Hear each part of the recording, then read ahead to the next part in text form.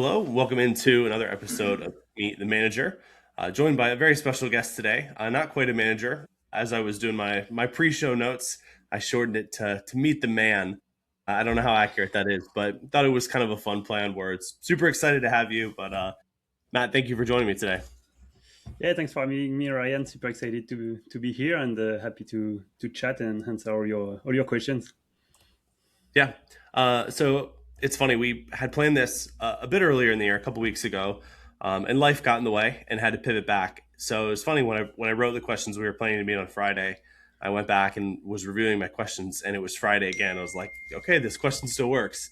So one of the questions that I have is, do Fridays feel like Fridays for you? I mean, this is a 365-day a year job.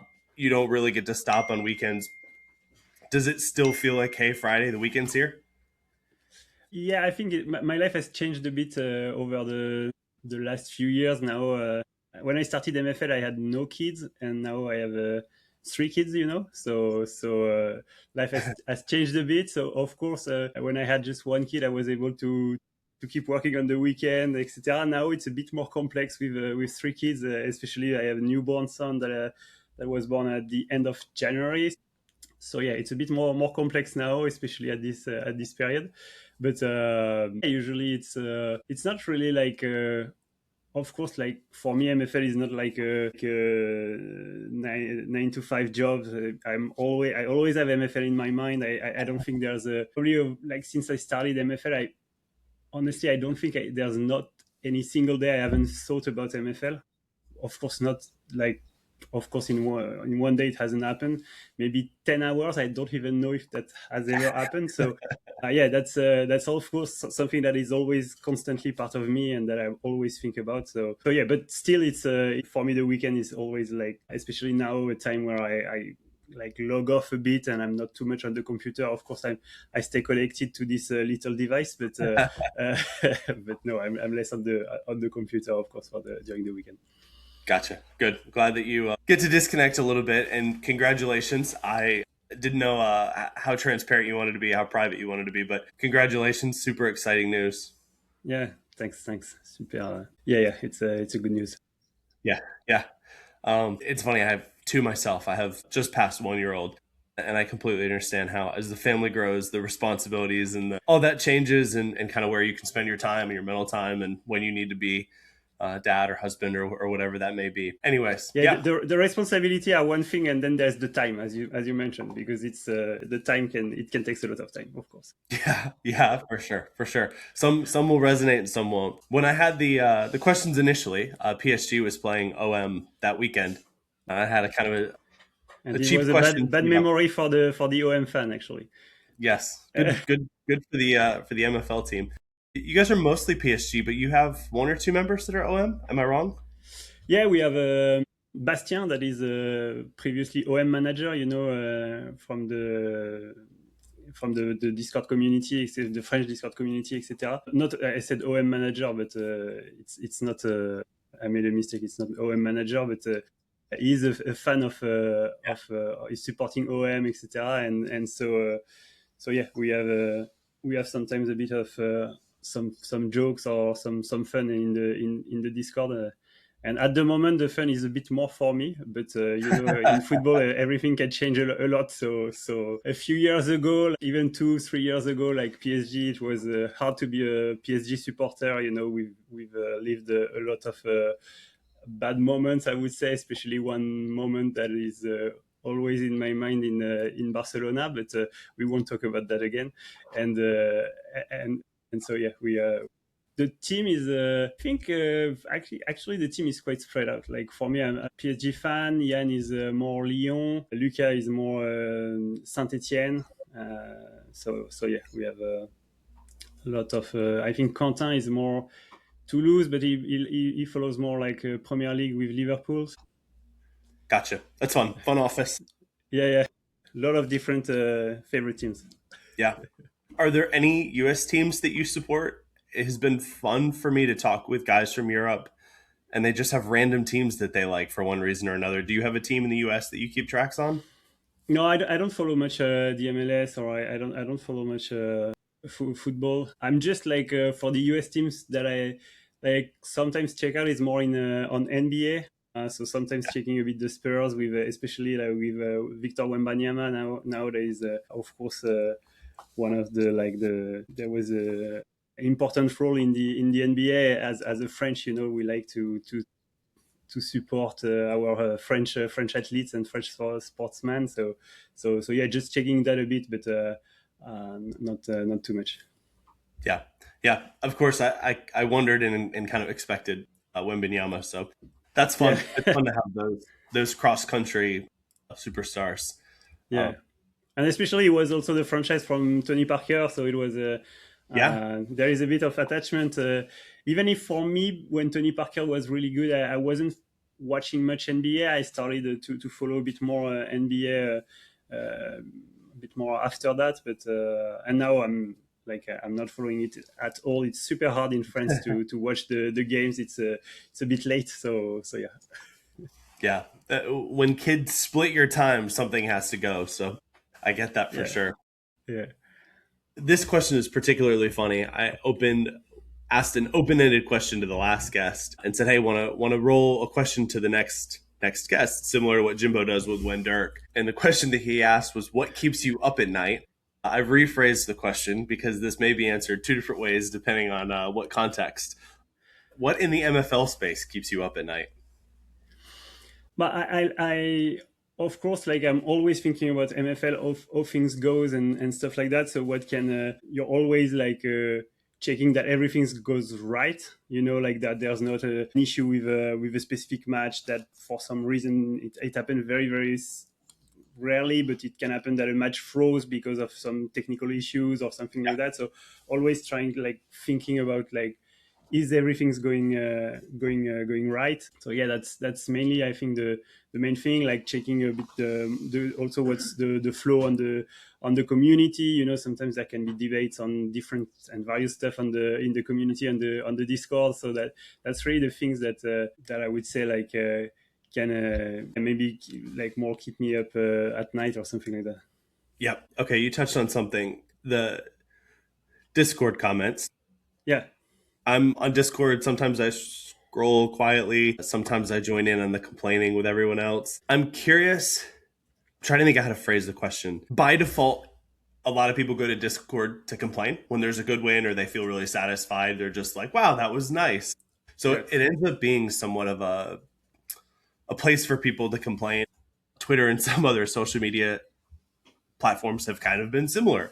So yeah. unfortunately, Discord in some spaces ends up being kind of just a black hole of echo chambers of complaints. How do you guys sort through like, oh, they lost, it's going to happen to half the people, this is fine, versus, oh, we might have something that we want to look at and try and improve on next week or next season? How do you kind of sort through those feedbacks?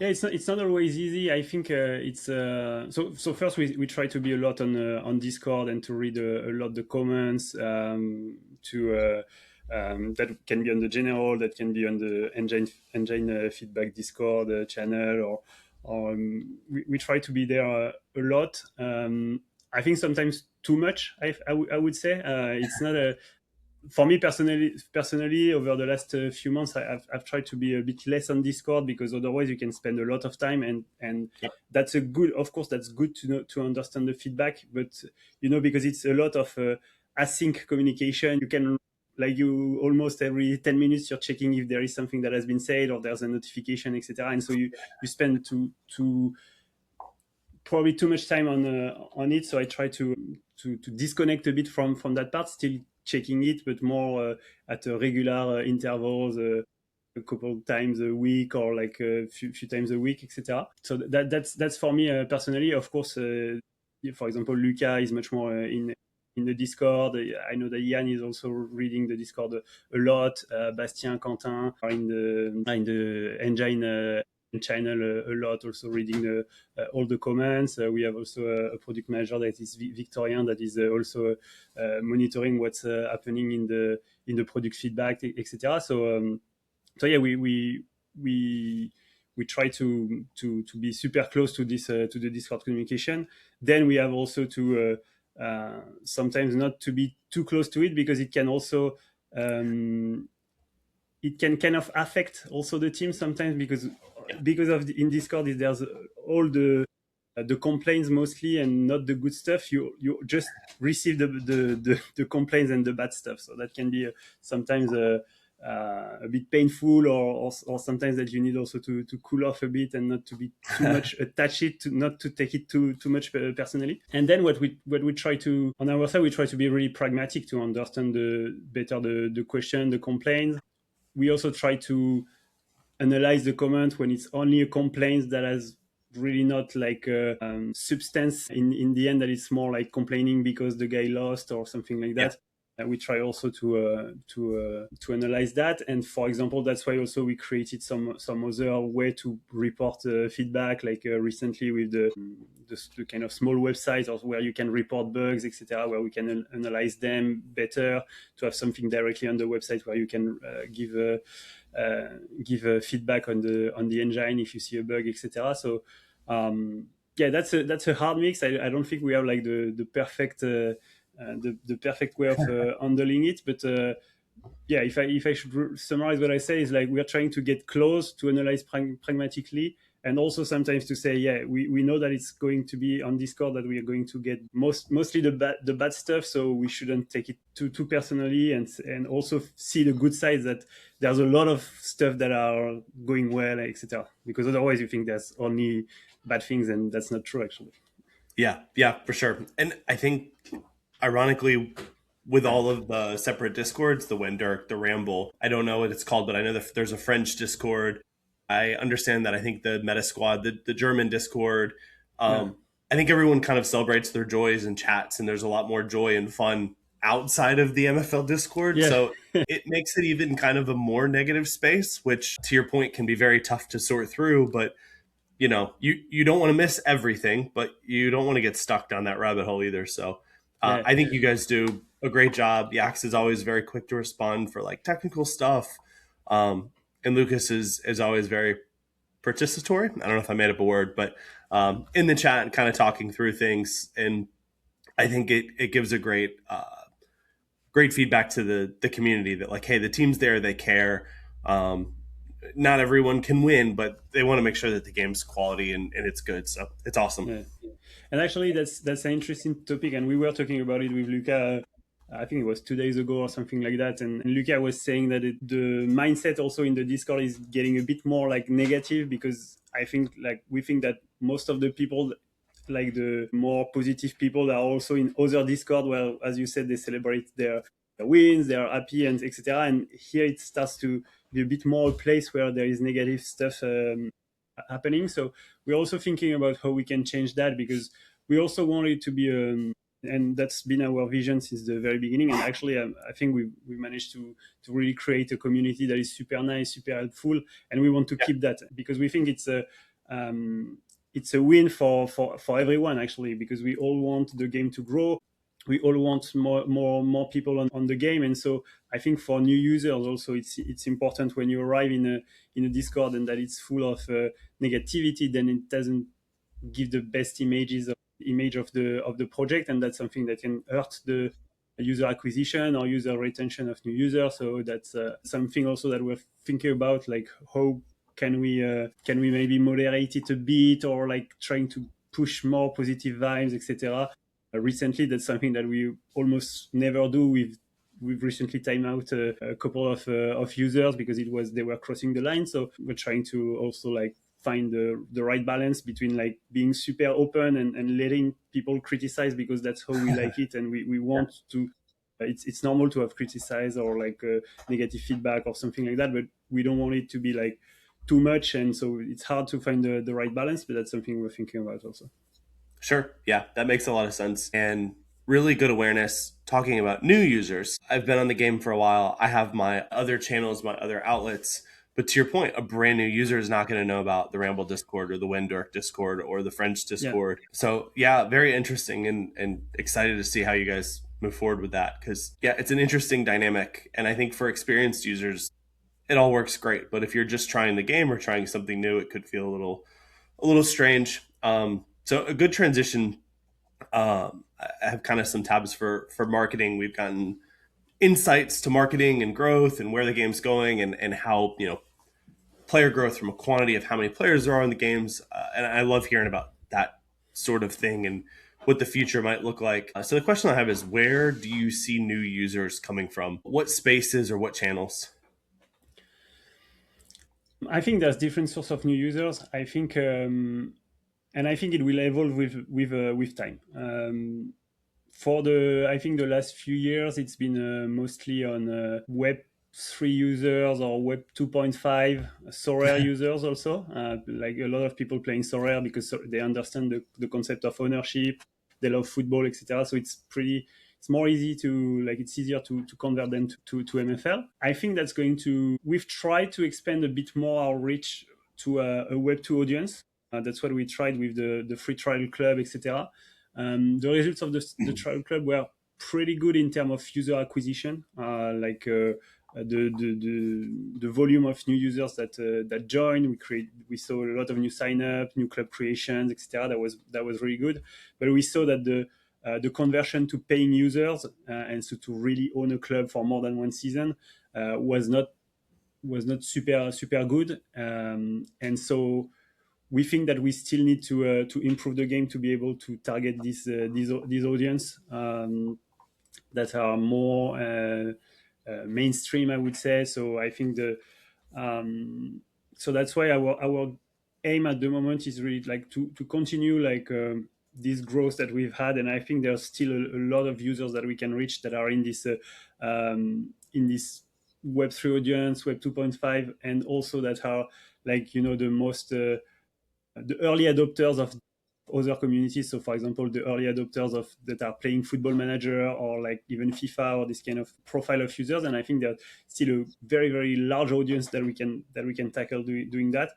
And when we manage to and we are working at the moment also in thinking about how we can improve the onboarding, making it easier, etc., for new users. And I think once we have found this kind of recipe, that's something where we can really expand to larger audience like Football Manager, FIFA, and more football general audience.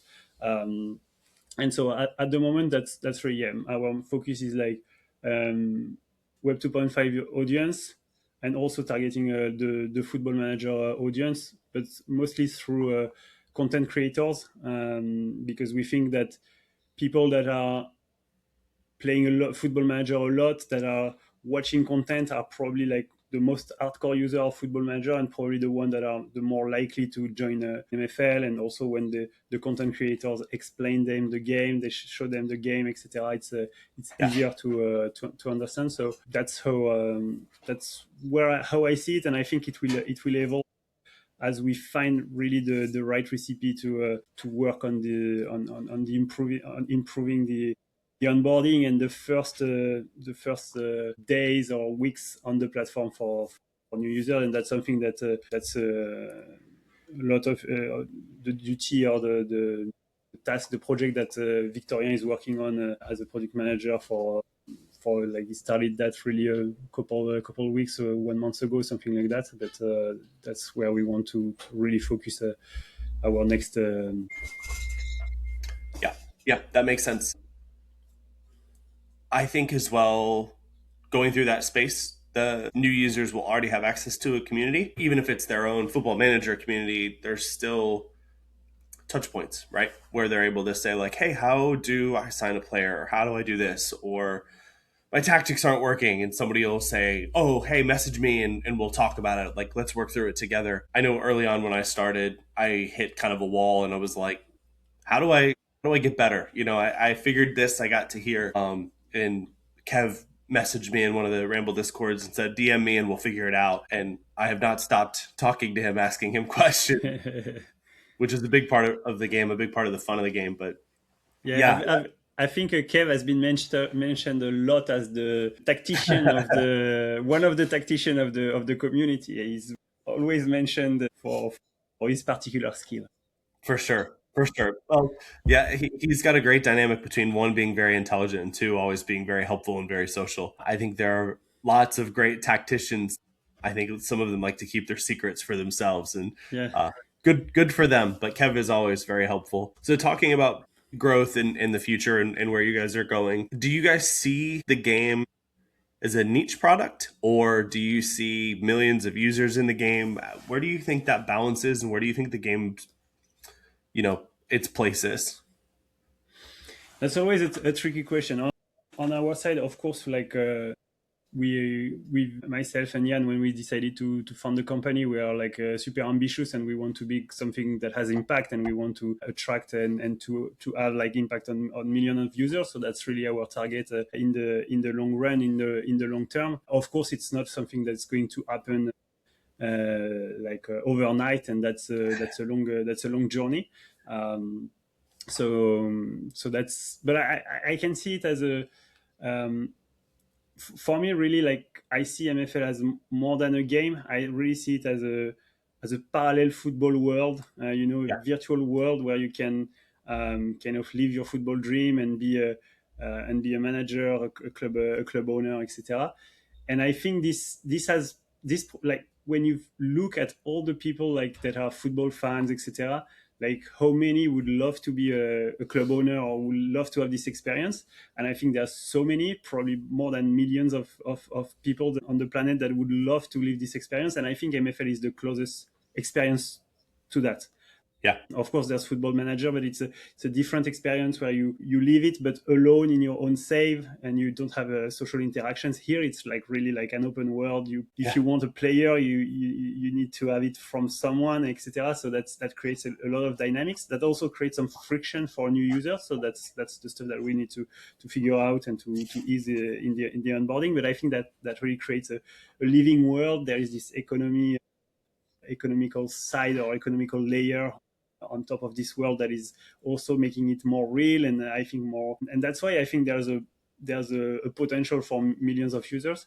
But of course, we need to find the nice recipe, like how to convert them, how to explain them what I've just said. Actually, it's pretty hard to really explain on a landing page, and something like when you say, yeah, it's more than a game, it's a bit like, what do you mean exactly, etc. And I think what we see is that there's a lot of users, like when they join, they, for example, they don't understand fully the product or something, but when they start to get their club, there's a moment where it clicks, yeah, and then they are really hooked and they really enjoy the game and they really love the game. And that happens to a lot of people. Sometimes they say, yeah, why should I play with virtual players, it's pretty weird, etc. And when they start to understand the concept that it's not really virtual player, it's more like players that are like on a parallel universe, and that I think that creates a different approach to the game, and we see that they are really hooked when it start to click. And so we need to really find a way, like how we can make this click happen, like at the very beginning of their journey.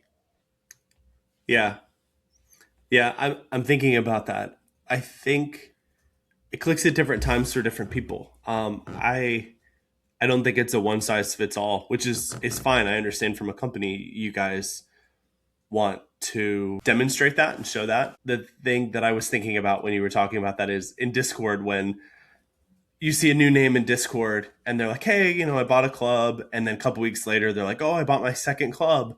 And then a month later, they're like, I have 9 clubs and 247 players. You're like, okay, they're in, they're hooked, they're loving it. But so often that's happened, right? Someone will kind of dabble and ask some questions, and then they're like, I'm enjoying this, and there's a little bit of growth, and then there's that explosion, which is always fun to kind of see. I get it, and I think to your point, if you say like more than a game, it feels like a catchphrase, Yeah, and it exactly. just feels like marketing gimmicky, and it's hard to, you have to feel it. You can't read it or it can't be told it. You have to kind of have that feeling of, oh, like I get this is fun, I understand it, and I enjoy it. um, Fun challenge for you, you guys, to Yeah, figure yeah, out how to embrace that. exactly. And that's our aim, and it's hard to really like make it click like that, and so yeah, but we will find a way. And also what is really nice, I think, with MFL is that because people are passionate, it can also, like, even with a small community, because if you look at the number of users that are on the platform, I think the total signups is probably something like close to 50K or something like that.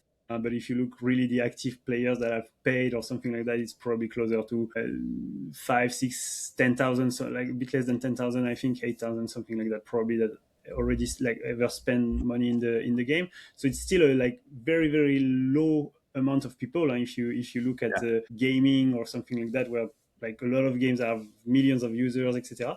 Because people are passionate, because it's also not a very simple game, more hardcore type game than some other mobile game that you can find, etc. But it also makes it's possible to have a business even if it stays like even with a niche community at the beginning. And I think that's what allowed us to really like kickstart MFL, to start it like that and to continue, because we've always been bootstrapped, we haven't raised fund, etc. And I think that's also kind of not a superpower, but a very very good advantage to be able to kickstart the project like that without needing like investors' money, etc. And so that allows us to really like build step by step without needing to rush too much, etc. Of course, we want to grow fast, etc. But that also allows us to create very very strong foundations. So that's also pretty good on that.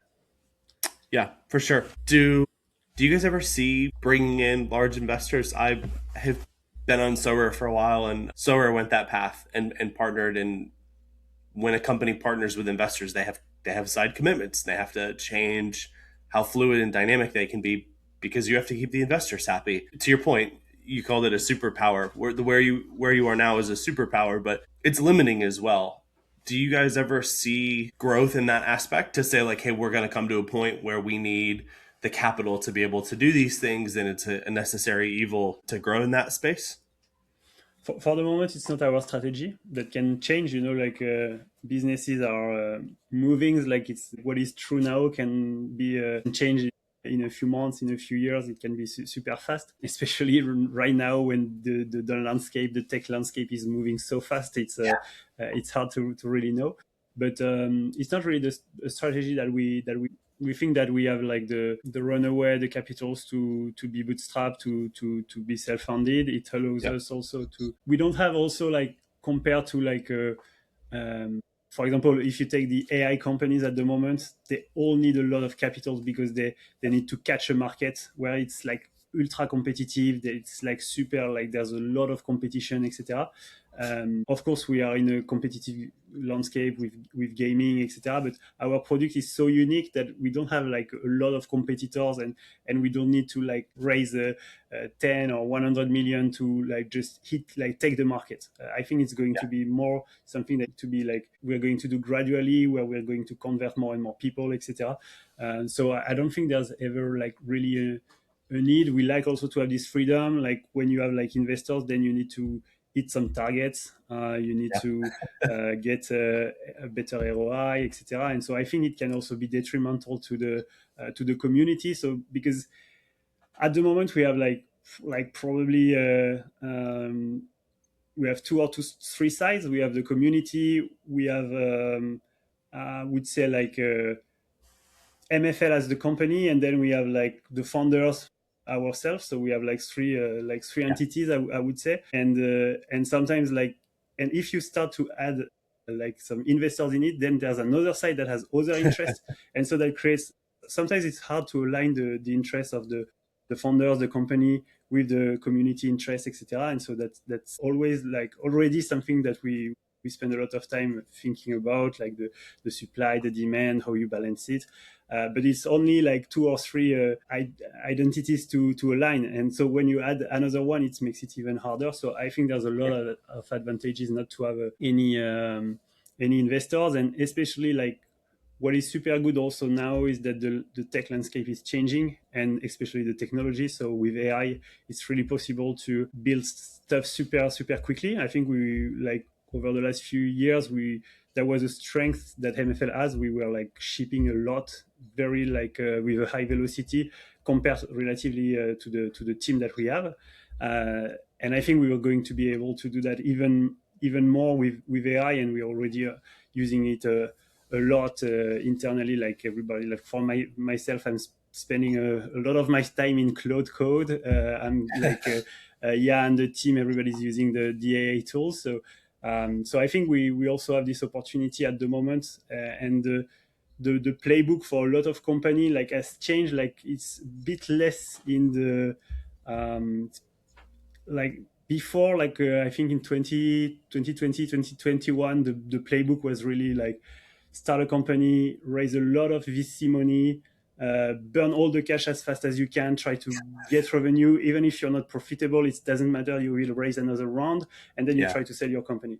That was the playbook, and I think the playbook has changed in probably 2023, something like that, 2022 maybe. It has changed, and now it's more like build a product that people want and bootstrap it, and then try to create a profitable business that you can grow. It will maybe take more time, but actually you create better foundation. So that's really the playbook that we like, I think.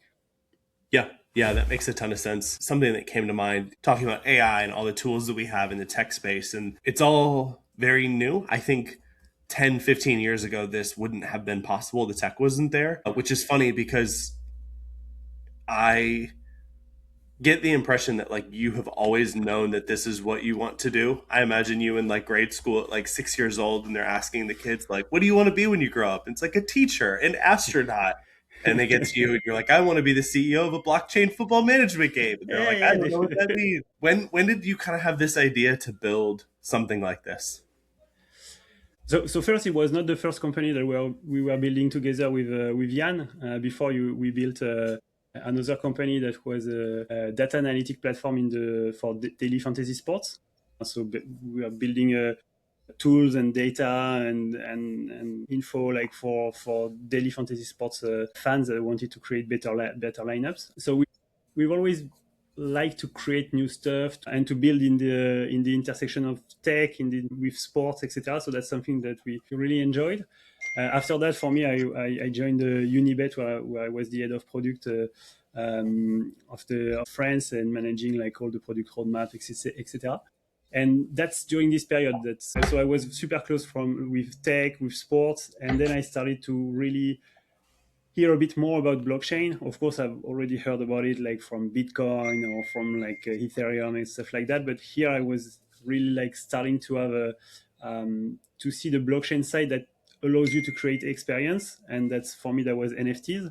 Like this the digital ownership was for me something that was really like that I found really interesting, and I think will change a lot of especially in gaming can change a lot of things, and because that allows to create game where you that are not only games but where that have games with their own economy. So I call them like ecosystem or like small parallel universe, as we are doing with actually it's called metaverse, but the metaverse word is not really a word that is super popular now. It has a bad kind of bad meaning now, but but but yeah. So and that's really when I started to hear about that, especially through NBA Top Shot. That was one of the really the interesting moments for me when I started to understand this digital ownership, and that's really where the vision started to to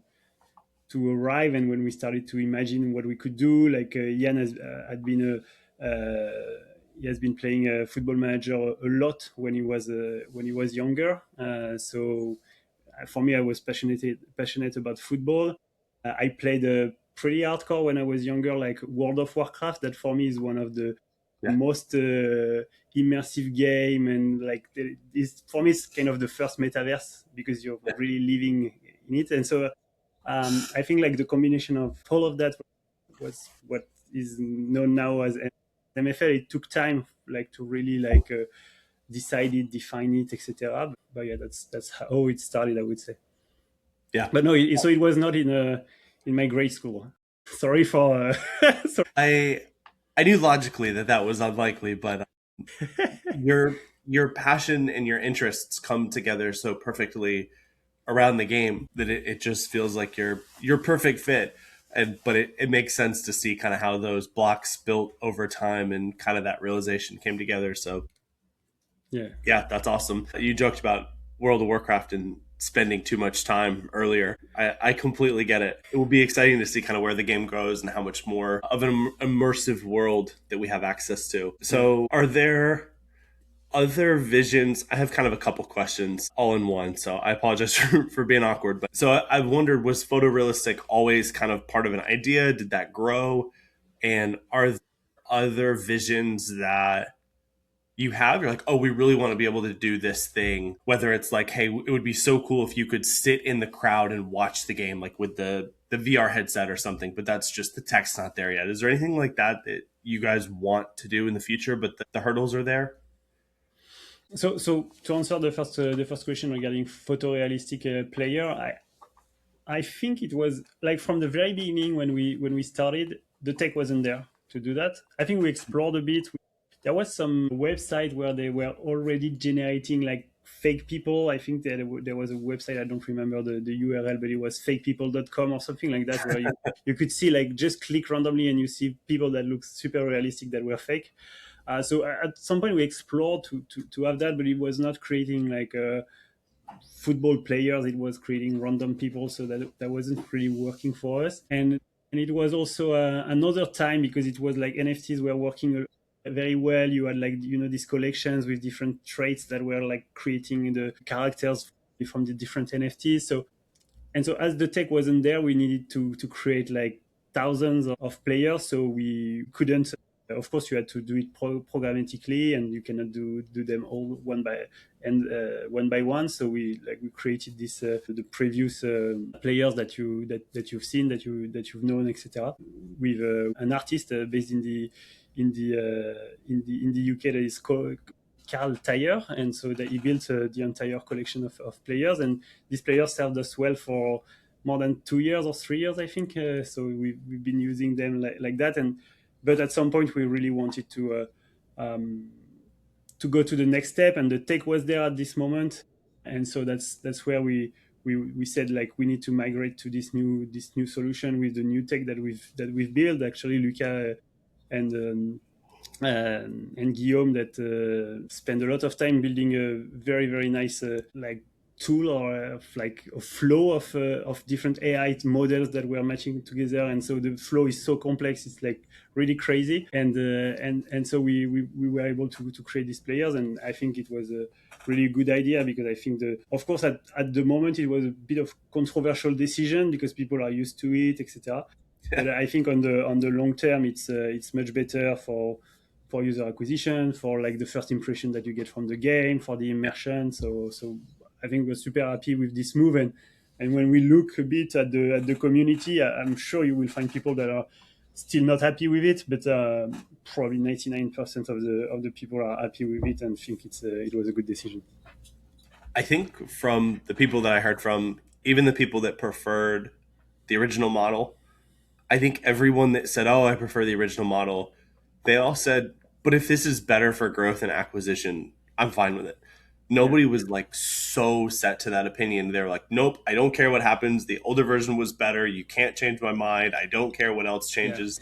Everyone was, even the people that were a little bit more on the that side of the spectrum, were still like, if it's good, it doesn't bother me that much. Like it's a yeah. slight preference, but not a big deal. Yeah, definitely. I think it's also what is good with this community is that people have their preferences. They have like but they also like to see the interest of the game at Yeah. first, and so that's also super positive. Yeah, for sure, for sure. Um, there were some smaller feedback items with the original model. We had like crazy hair and crazy tattoos and some less common stuff that we were seeing on some of these cartoon players. Have you guys taken that feedback and said, hey, can we make some of these photorealistic players weirder, less common, with pink hair or with crazy neck tattoos or whatever? Have you tried to add more weirdness back into the Yeah, game with players? I think the weirdness that we brought was a bit an heritage from the NFT hype that there was in 2021, kind of like where Yeah. you need to add like you were adding some traits, visual traits that were making the NFT a bit more expensive, etc. So I think that Yeah. was a bit like because of course when you start from scratch, you build something, you are like there is a you take some inspiration and something like some stuff like they come a bit to you and you absorb them a bit. And so I think that was more something like from this, from an heritage from this, I would say.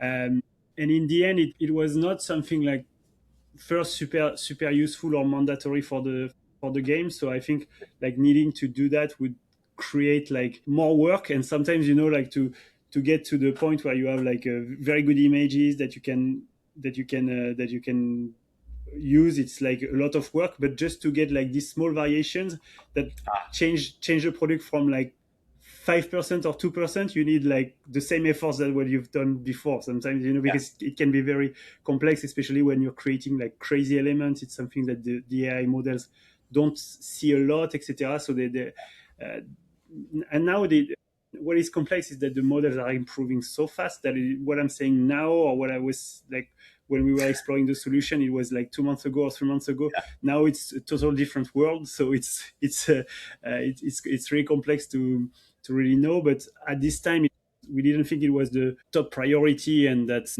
why we decided to go with like normal players, like with like looking like kind of more normal, etc. So Yeah. maybe that would come another day, like when we have time to focus more on the cosmetic aspect of it. Maybe that we could imagine that you could customize them or something like that. That would be fun. But it's like a nice to have compared to all the required stuff that we think we have to build. Yep. That makes a ton of sense for sure. You're talking about kind of that integration. It brought me back, and I remember, several some of the complaints were like very specific to one player, which was funny. Like Timmy Vaughn, who's kind of popular in the Ramble Discord, who had the huge eyes. To your point, they kind of Yeah. benchmark NFT, and he became kind of an icon within that group. And then he got rephrased back, and so everyone was like, "I love the new, but I miss Timmy Vaughn. I miss what I know Timmy Vaughn as." Which, we grow past, and I completely understand. We got to prioritize our resources, or you guys Yeah. have to prioritize your resources, which makes a ton of sense. I have an idea, and I don't know if it's a good idea, but I want to share it and kind of get feedback and see what you think. The idea is around like co-branding kits or stadiums.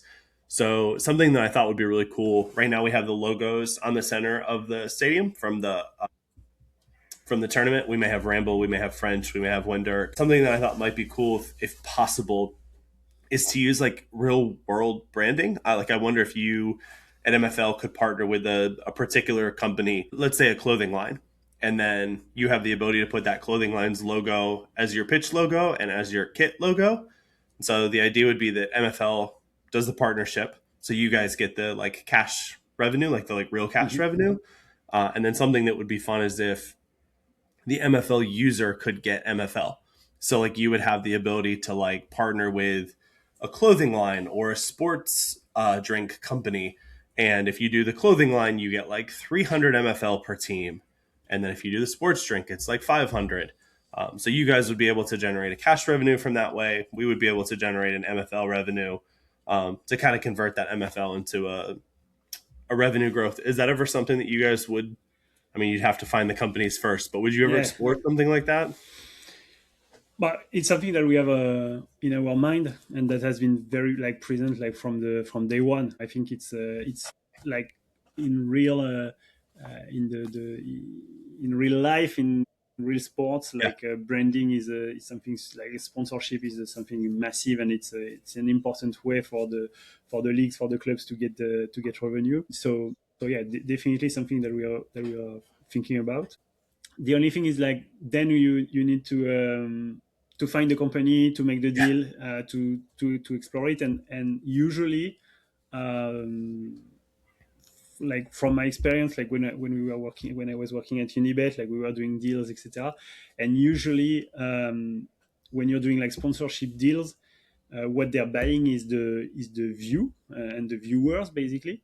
Yeah. Uh, and and they like when there, of course, there needs to be a lot of viewers, because if you're doing like this kind of ads, usually it's like more for awareness. It's not aimed to conversion for the brand. So they're just like putting their logo for awareness, so that people just notice them and remind them when they want to buy something. And so this kind of deals, you can do it when you have a very very large user base, because at least like hundreds, like like maybe 100K of users or something like that. Maybe there's some other possibility with smaller brands, etc. So that's still something that we could explore. But if you want really to have like start to have like partnerships that you can generate a bit of cash, usually you need to have like an audience that is pretty large. That's why the media company, for example, they manage to sell sponsorship or branding or like ads on their website because they have like a large traffic, and so they can resell it. On our side, it's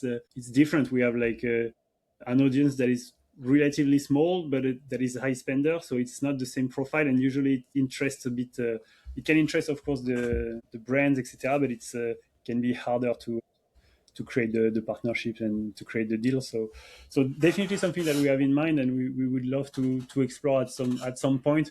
It's just that it was never the right time to really Yeah. put resources on that. For example, another idea that we have, instead of like club branding or something like that, could be also like a competition naming. For example, it could be the Diamond Division Revolut, or Diamond Division Nike, or something like that. Could be or Nike Diamond Division or something like that. So if Yeah. Nike, if you're hearing us, don't hesitate to reach out. Yeah, get in touch and cut a check. We're all Yeah, ears. Yeah. Yeah, I understand that. I understand that, like, hey, there's still this bridge, but I think the idea is really fun. Making it happen is yeah. probably the complexity. We would love to do that, and I think that's going to be like something that we are going to explore in the future. But yeah, I think we need to have a still a bit a larger user base, and yeah, I think. But I would love to have this idea because it's so cool. Also, it gives like a real kind of real meaning to the world. Also, like it's not just like there is a real brand that has done a partnership, etc. So, Yeah, and I can see a future too where um, we have like a closet and we can see the kits designs from season 12. Oh, we made a new one in season 17 and 18 we did a new one, and then somebody bought the club and they changed the colors from red to green, and so we went from red kit to green kit. um, we have yeah, users that have a closet full of retro kits, and you can see kind of that growth. And as sponsors change, that would be pretty cool. I look back at Dortmund kits and you can see the sponsor changes and kind of how the sponsor's influence on the jersey evolves and changes is always kind of fun and cool. In yeah. the future, it would be fun to kind of see that pattern. Yeah. I think there's stuff like that, like to better show the history that we've been hearing a lot from the community. Like able, like actually, it's really the first time that I hear it about having the kids like in a room where you could see them. It's pretty Yeah. cool. We were thinking about that for like the trophies, for example, where you could Yep. have like a room or something like that. But yeah, there's uh, a lot of ideas that you can imagine to make the world more realistic, like, and actually it's always hard for us because we also have so many ideas, but then Yeah. it's like the ideas are not really the hardest part. It's like choosing them and executing them, and that's really the hardest part. For sure. I'll try and tell a quick story. The company that I work for, um, kind of in our earlier meetings, told the larger company, the CEO told the larger company that we will position ourselves to where we could become public, where we could have big investors. And somebody basically said, why?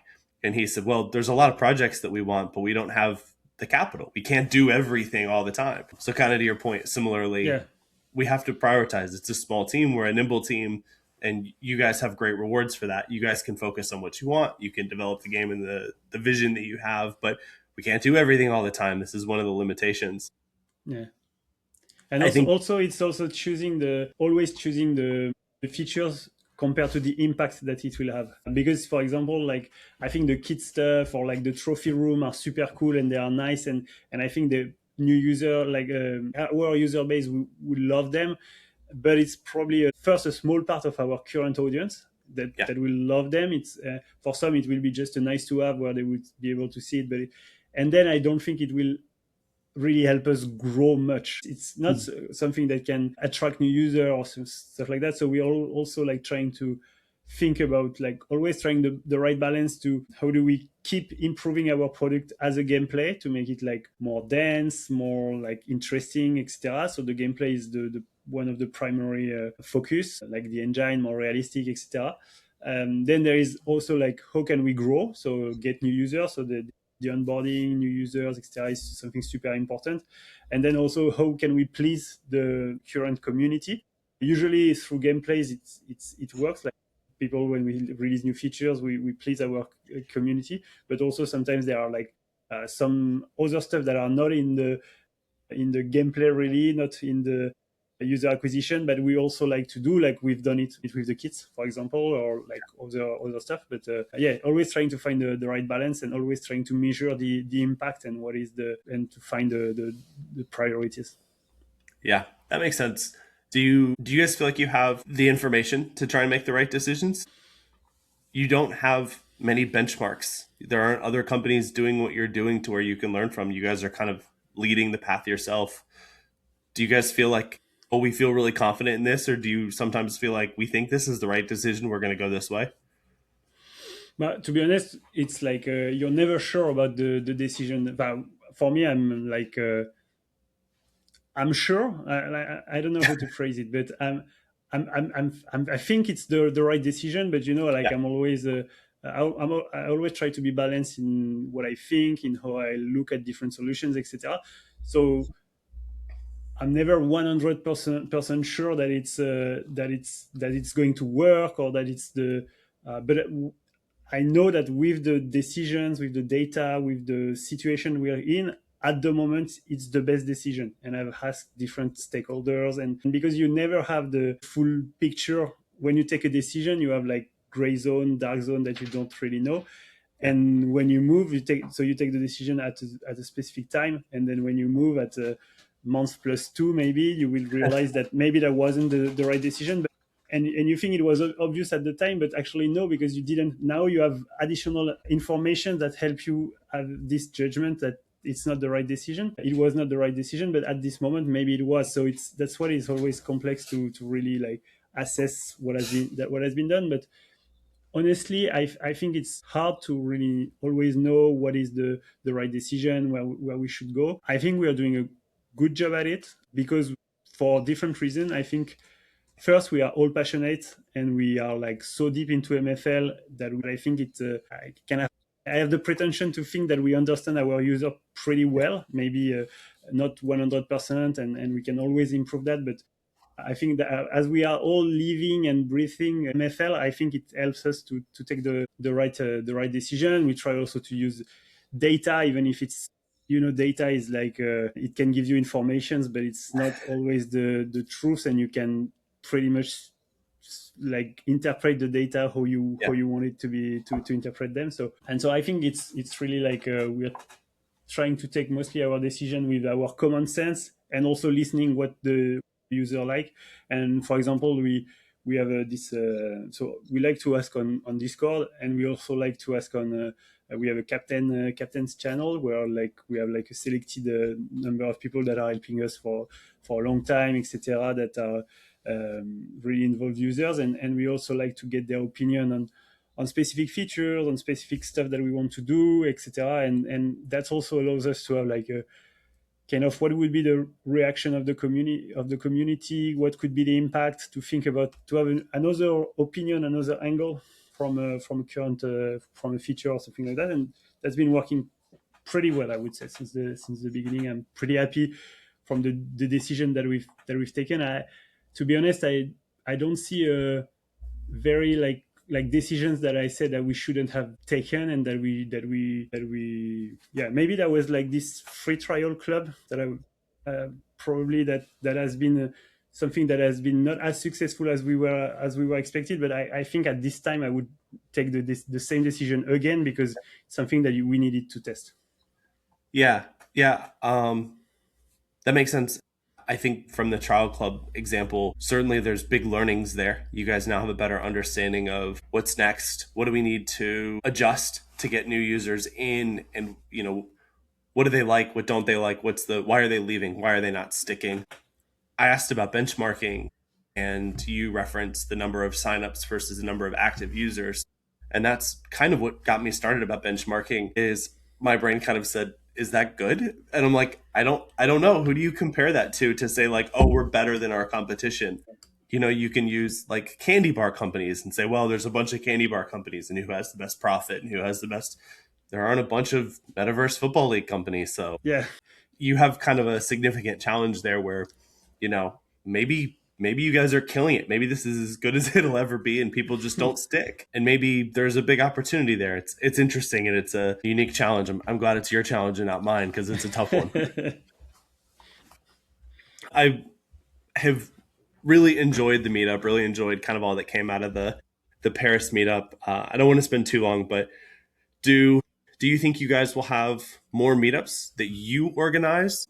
And do you think those will stay in France just for logistics and purposes? Or do you think the future of meetups is community run? Like the when Dirk has announced that they're gonna have one in the England area. I think London, don't quote me on that, but do you see them more as community run or do you guys think that you'll host your own going forward?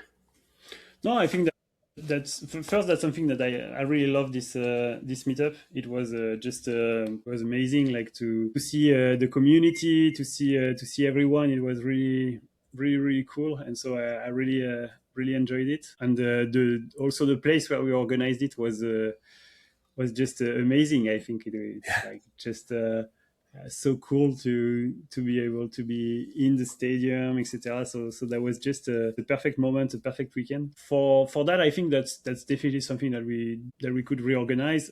I think it takes also time, it takes resources, it takes money to Yeah, organize that. So we did it. I think 3 years after the company creation, kind of. So it was a good moment for us. It was like celebrating the launch of really like our like season one and our 3 years anniversary, like the new player real reveal, our new branding. So there was a lot of stuff happening, and so that was very good moment to do it. I don't know when would be the next one. Maybe that probably if we organize another one, it could be something like less. Less organized, or like maybe not in a stadium but something like smaller, where we just like find a bar or something like that, and where we gather people or something like that. I don't know, but but for the moment, for the next few months, it's not something that we are really thinking about. yeah, And yeah, I think if MFL was to organize another one, I think it would probably not be in France, probably somewhere else to meet also the community somewhere else. And yeah, I think there is and we also love to see like community meetings from the organized by the community. It's like just awesome to see that, and we are super happy that Jimbo organized one. And actually, there's a possibility that myself or some member of the team will be there during the meeting, so that we'll try to make us available to join. So that could be that would be cool also to meet the community. Even yeah. if like when we were like in Paris, actually, of course there was a lot of French people, but I think the people I spent the most time with were probably the English guys, probably because they like to spend a lot of time in the bar. So uh, I don't know if it's the reason why, or maybe I like also, but yeah, I think we spent a lot of time with some English guys and from the UK. So that was cool. Yeah. Yeah, it sounded really fun. It was funny as a very far away observer to see the like company branding release and the company branding videos and then talking with Palmer, talking with Jimbo, and some of their moments being like the coolest thing for me was just when the night we got in, just meeting everyone and grabbing a pint. And Yeah. Palmer was like, I didn't drink, but I spent the whole night at the bar because everyone was hanging out and I had a good time. So that was really cool. And I certainly have been enjoying meeting the community and I want that experience as well. I got to meet Trust the Process was down near me in Raleigh. And 2 nights ago I was up near where Kicks and Dribbles lived and met him with for a meal. So I've tried when I can and enjoy that. So I look forward to more of that in the future. But I understand the Yeah, maybe constraint. one day in the US would be cool. Yeah. Yeah. But Yeah, the problem with the US is that it's so big that it's like convenient for no one, I think. right. Or you organize it in the middle of the US, but anyways, like it would be like complex for people to come. So yeah, that's the advantage a bit with that we have with Europe is that when we were doing it in Paris, like it was like quite central for the guys that were in London. Like you get by train, like for France, so it was Yeah, yeah, yeah, yeah. The U.S. brings a whole slew of complications for locations. yeah, Every guest I ask, and everyone has a different opinion, and nobody's right, nobody's wrong. That's part of the fun of yeah, it. So I have kind of two more quick questions, just kind of about general gameplay. yeah. And then I don't want to take up too much time, but we've talked about players within the community have talked about power creep and how we're seeing the different divisions have grown. And we all understand why, but it has brought an interesting question. Do you guys have like percentage expectations for distribution of player scarcity, or is it just kind of hey, the logic is built and however the logic lays? No, so we have so when we have algorithms that define the creation of players. So Mm-hmm. when we generate a player, there is a percentage of change that is like a 51 or a 82 or something like that. So there is this distribution curve and then it's generated randomly. So we have this kind of distribution curve that is pre-built when we generate players, and that's the distribution that we use when we are releasing players on the primary market. So like when we're doing drops, that this distribution, actually this distribution is not fully public on the each overalls, but it's public on our blog. I think we posted it probably also it's on our white paper, where you can see the distribution of commons, how many commons, limited, etc. What is the percentage of the population when we generate them. Then there is a difference, is that we don't control the reward packs. Right. We don't control if it's like if somebody like save all his MFL and then buys one legendary at the end or one rare. Of course it will change the distribution, and that's not something that we want to change. I think Yeah. what we like is that we have this distribution that we communicate, that is public. Basically like roughly like how many percentage of commons, limited, etc. And then it's up to the market, to the users to decide when how they want to use their rewards. And I think that also creates something pretty interesting, because sometimes there can be like better values to get a limited, or to get an uncommon, or to get a rare, depending on the how the market evolves.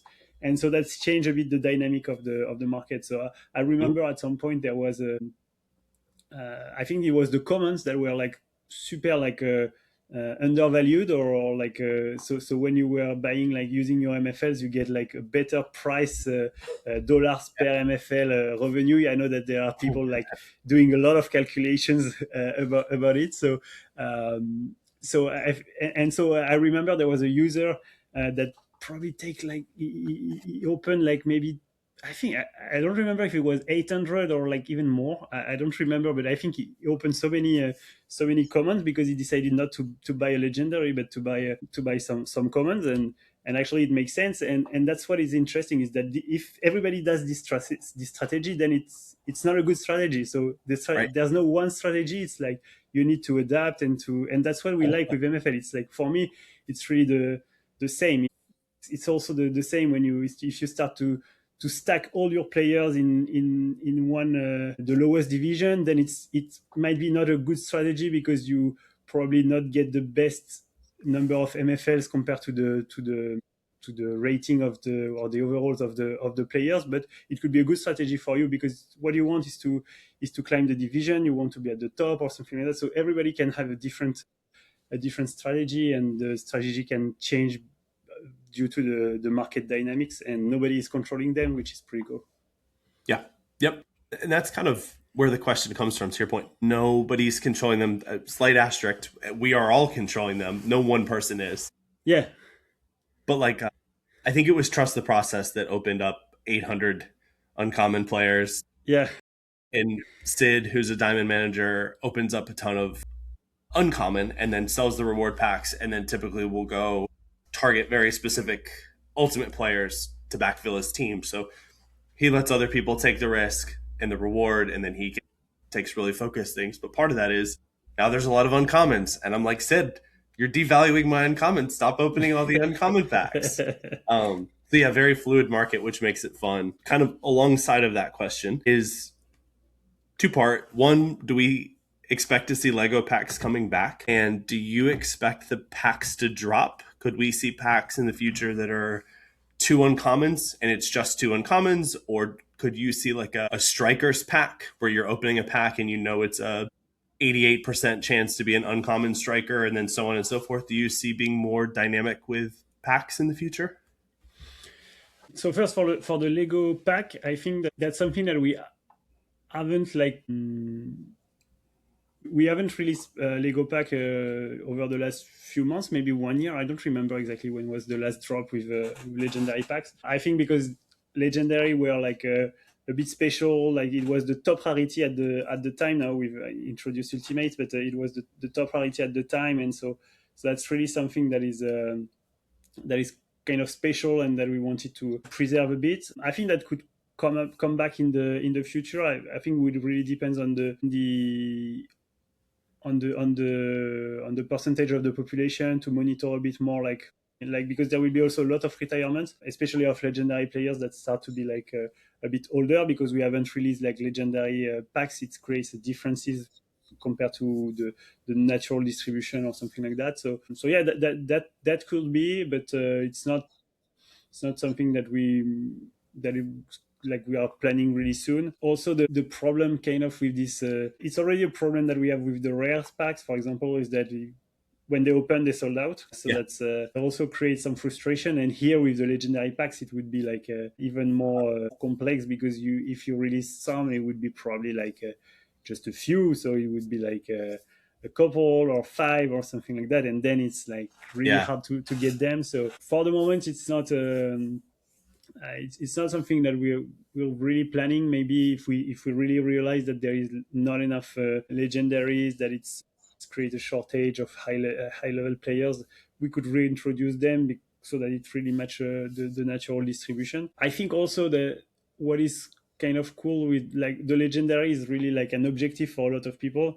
So it's also like, I think people tend to save also a lot their MFL to get a legendary, so that also introduce more legendary due to the reward pack. So that compensates that a bit, I think. It's, And I forgot you had the second question about that after the legendary pack, but I forgot it. um, yeah, I've been taught to not ask two questions at once. I'm not listening. But the second question was, do you see like different types of pack? Like, could you see in the Yeah. future like a defenders pack, and you know that you're going to get a left back, right back, center back, left wing back, Mm. something? Do you foresee a future with more creativity? Maybe it's a French pack, and you know you're going to get a French player. Yeah, I think that could be something pretty interesting to do. At the moment, it's we've already done that actually. Not on the reward pack, the five overall reward pack. Where Yeah, yeah, in yeah, this idea to give more flexibility. Here it was more on the overall to get a bit more control to the user and to reduce a bit the variance when you're opening your packs. But yeah, that could be a possibility, like where we could imagine a lot of stuff like young player packs, or like strikers, as you said, or something like that. I think at the moment, what would be the most complex stuff would be like technically, yeah, because at the moment we don't generate players on the go, and so we have like specific, not to enter into the details, but we need to have some pools where we always mint the right amount so that it matches the distribution that is possible, etc. And so if we start that, it makes it pretty complex in terms of operations, and we would need to change the way it yeah, works. So it's not impossible, but it's something that it would take a bit more time, and that is actually a bit more complex to do. There is something that we were thinking also. It's because we know that people like to open packs. It could be like also to have like some packs that are at the moment, the reward packs are always in a specific range, but we could imagine to have like a pack where you get maybe an 80% chance to get a common, 20% chance and like not 20 but 15% chance and uncommon, and then you get the possibility to get a legendary. I think there are some people that would like it, some people that wouldn't like it. It's more a bit gambling or like discovering what you got. But I think that would make it quite fun also. If this price is not super, like this pack is not super expensive, I think that could be pretty cool. Yeah, I think a lot of users love the G word. We love to degen Yeah, into a pack for that sense. I do also kind of like the control of the reward packs because it makes the drop days a little bit more special. You don't have the ability to get a legendary. You don't have that 1 in a million chance to get a legendary from the reward pack, and so it makes drop days a little bit more special. Where that's the day that you could hit the lottery, or today's the day I hit it big.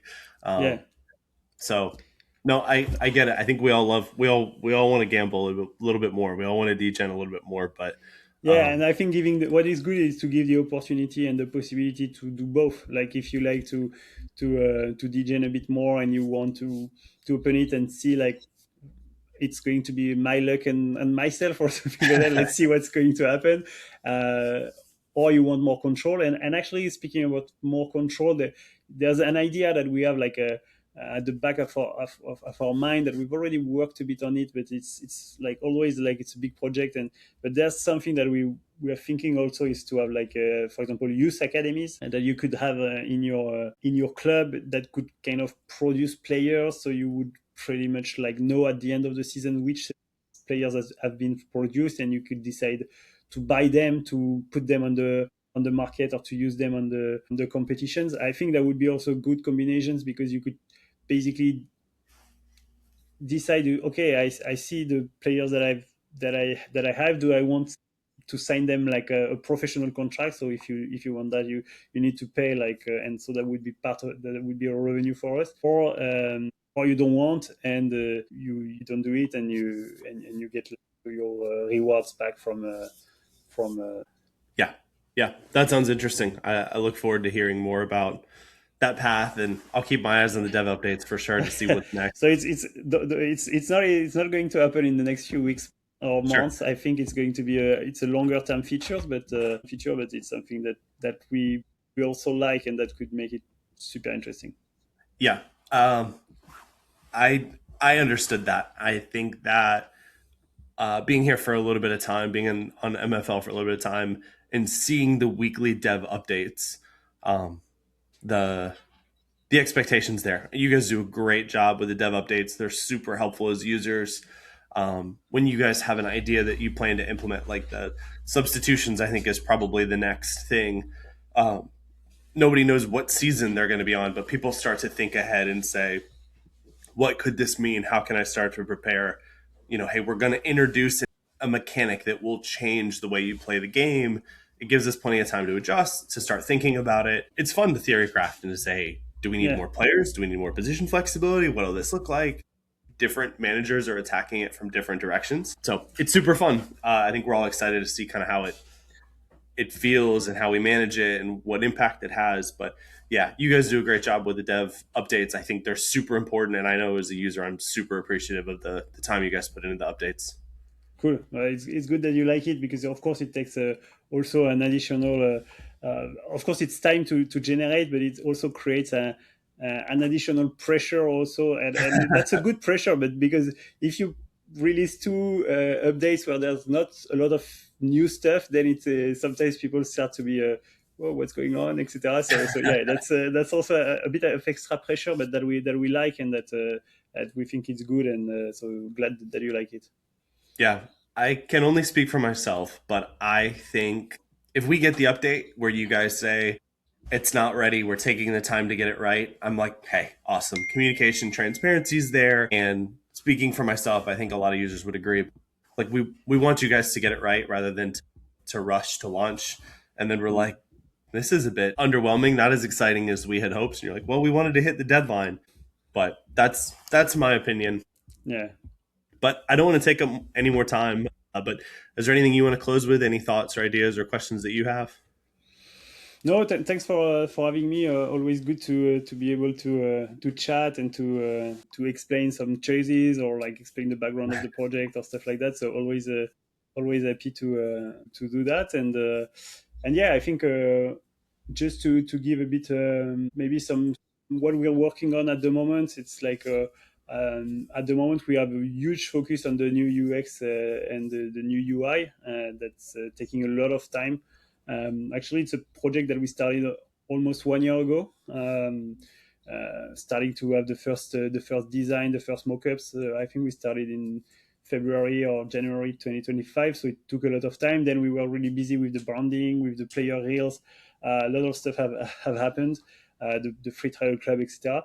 So we've been refocused on it like a lot since the beginning of the year. Also with the arrival of Victorien, that is a product manager, and so that takes a lot of our time. It also needs for this kind of migration are always tricky because if you start adding new features on your current product, it's these features you need also to replicate them on the new UX, and so you lose time to so it's almost never ending. So that's why I think we have to kind of at some point freeze the product to be able to deliver this new UX. We really like the new way it's working. There is like, of course, it's like the painting has been redone, like the new the UI has been redone, but also the UX. So I think there's a better navigation. Things are a bit more like well thought and well organized. It doesn't change everything, but there's some changes there. So we think it's pretty cool. The club, the way the club is displayed, like there's some new stuff also. So that's we really like it. We think it's going to be a great addition. There is also like a possibility to have like a search bar. I don't know if it's been really mentioned yet, but there should be a search bar where you could search a lot of things like players, like clubs, like part of the website also, like other managers. So that would be really cool to have that. So that's really a big focus on our side. And we're also thinking about new. So you mentioned it, the substitutions. We're working on the training also to have like something less passive where you can be a bit more active.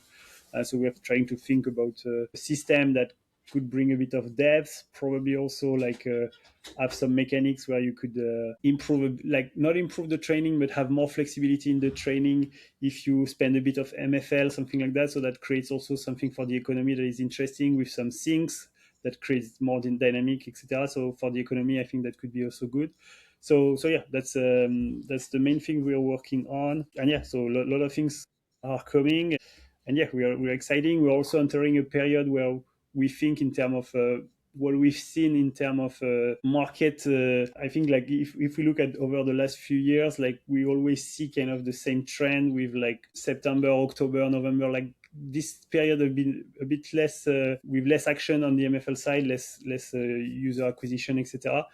And usually we see that in March, April, May, June, something like that, are very good months for MFL because I think we have like a kind of an activity that is a cycle. There is also less football games that are like Football Manager, like people have Yeah. been playing it a lot, and so they are looking some for other alternative, for example. So the real football season is ending, so it's less attractive, etc. So usually it's a good time for MFL. So we are super excited for what's to come, like this new feature, like the new season, etc. So yeah, a lot of things, and super excited about it.